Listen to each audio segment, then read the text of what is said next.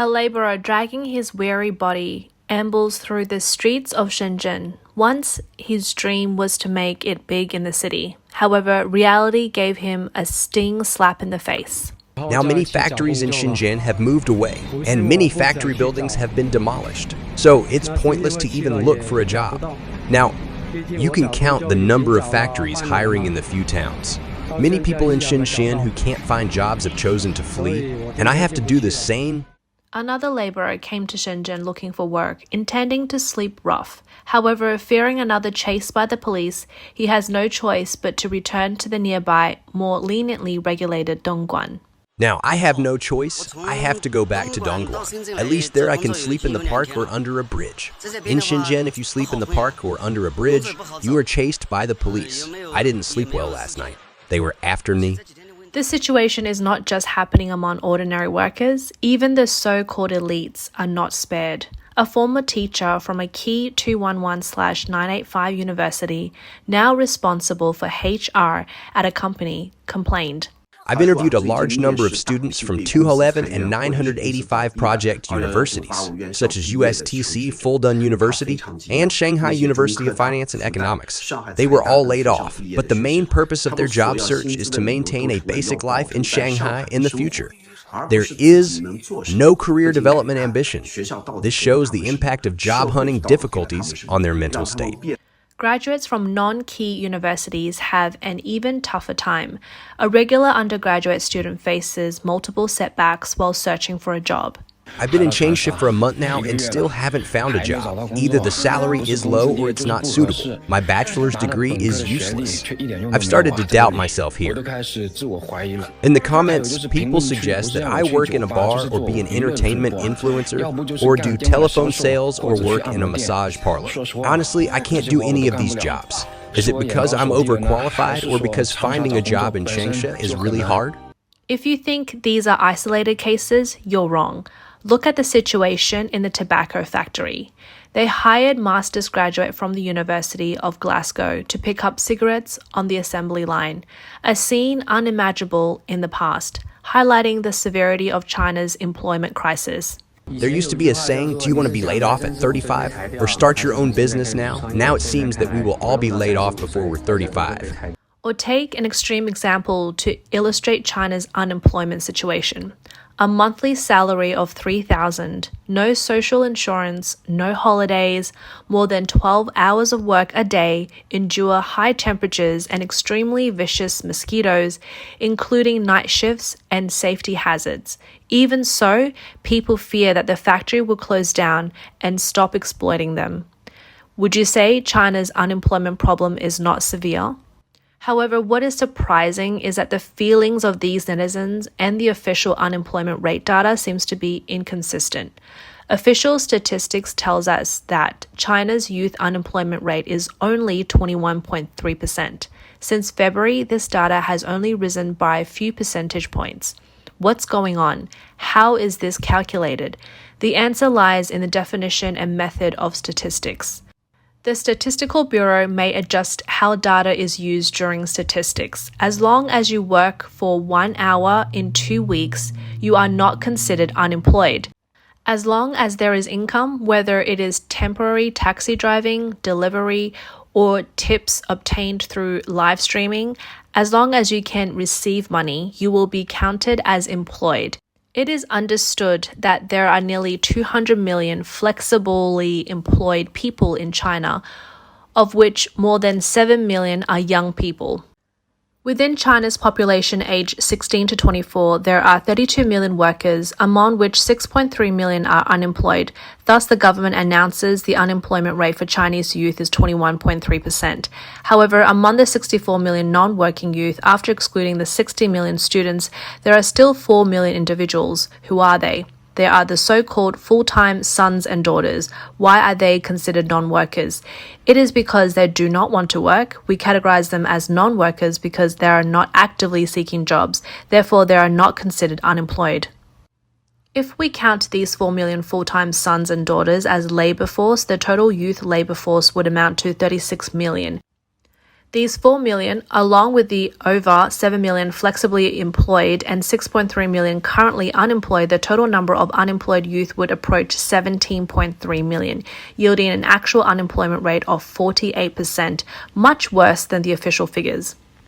According to statistics, each 1% GDP growth can create 2 million new jobs. China's GDP growth has been around 4% in the recent 2 years, thus around 8 million new jobs are created each year. However, the total number of graduates, including domestic and international undergraduates, masters, and PhDs, has surpassed 19 million this year, creating a job gap exceeding 10 million.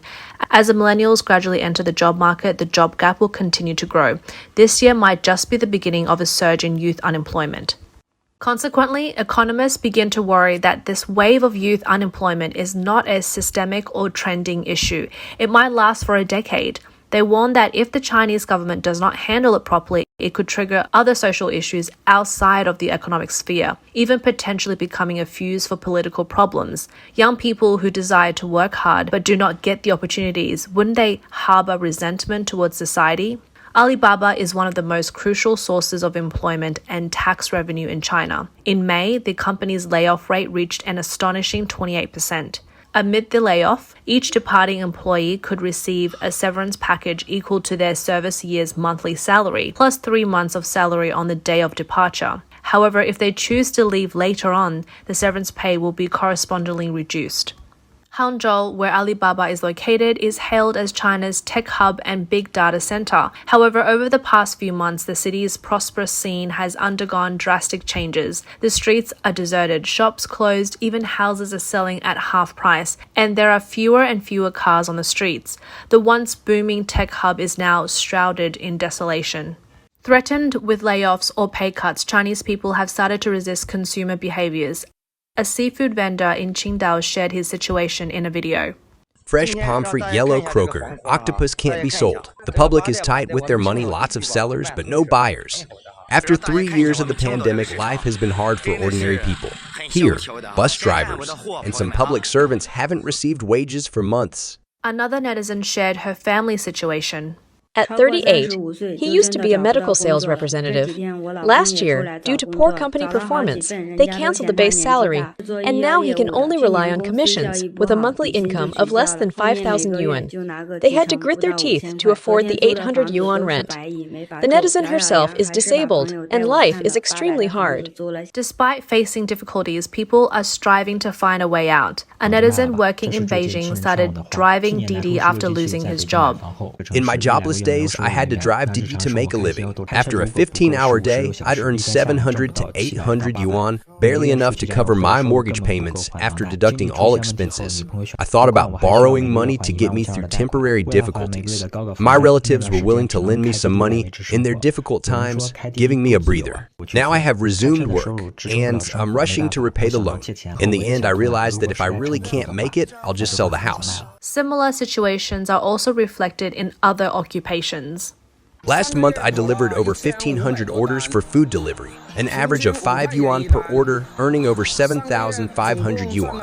After deducting living expenses of 2,000 yuan and sending some money home, I can save 2,000 yuan a month. As night falls, Beijing Station Square at 3 a.m. is filled with people lying down. Amid the hustle and bustle of the crowd, some lean against the wall, some lie in the center of the square, using luggage as pillows, and can sleep with a mat spread out. Despite experiencing the high temperature of 40 degrees during the day, people still persist stubbornly on the square. Some smoke alone, some simply stay up all night waiting for dawn. In China, the lives of ordinary people are full of hardships. No one has it easier than the other, only who can endure more. Despite the difficulties, everyone grits their teeth and does their best to persist. This is the life of ordinary Chinese people. China is currently facing an economic storm, with a multitude of factors exacerbating an already severe unemployment crisis.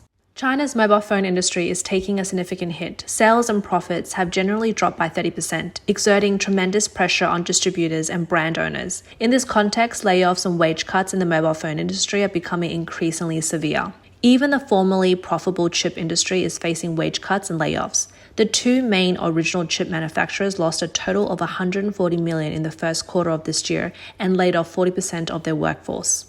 Last year, distributors and traders were clearing inventory, and this year manufacturers are doing the same at a loss. It's predicted that next year, manufacturers will continue to clear inventory at a loss. Given these conditions, chip manufacturers may adopt a price-cutting strategy next year to clear inventory. Combined with various market trends, a wave of wage cuts and layoffs in the chip industry is imminent. The founder of the listed retail chain Better Life Commercial stated that many entrepreneurs have been perplexed in recent years. In the past, even in times of difficulty, people still had confidence in solutions. Still, now everyone is afraid to invest, always fearing that a single government policy would wipe out the result of their efforts, whether it's investment in the industry or business operations. Even a 30% decline is considered acceptable. Today's unemployment situation is likened by many to an upgraded version of the layoffs in the 90s. However, in the 90s, not only were laid off workers compensated, but they were also recommended for other workplaces, and it was also at the rise of private enterprises and the booming consumer market. Today, China faces oversupply and insufficient orders, leading to factory shutdowns and an oversupply in job market, leading to no recruitment needs and layoffs snowballing. Those laid off in the 90s could start their own businesses, open clothing stores, catering stores, set up street stalls, or drive taxis, all of which could potentially bring them wealth. However, today's entrepreneurial environment is harsh, with a failure rate as high as 90%. A report showed a young entrepreneur in Shenzhen invested 200,000 but only made 79 yuan a day, which revealed the current difficulties of entrepreneurship. Looking back at the 90s, young people could find wealth in the cities as long as they were willing to work hard. However, today's young people might not find a job for half a year or even a year, even in major cities like Beijing, Shanghai, and Guangzhou.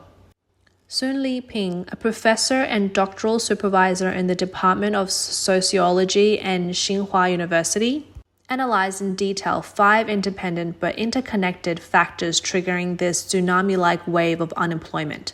Number 1, the predicament facing the real estate industry has led to large-scale layoffs. Number 2, the large-scale withdrawals of foreign capital and multinational companies from China.